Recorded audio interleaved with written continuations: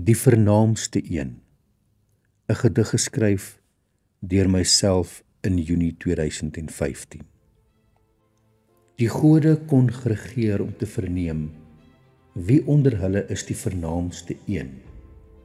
Kyk, daar kom Enos, god van die daraad, en Morpheus, die god van slaap.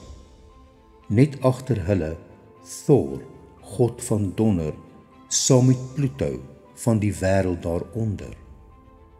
Binne gestap kom Neptunus, die see se seun, met Aeolus en Njord, god van wind en god van reën.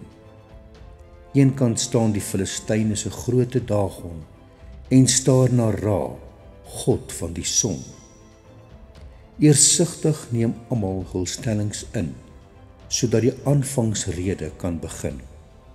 Notisie: skielik begin die fondamente bewe. Op die drempel staan Elohim, God van lewe. Almal geweeg en te lig bevind, sakkel op hul knieë, al bewend.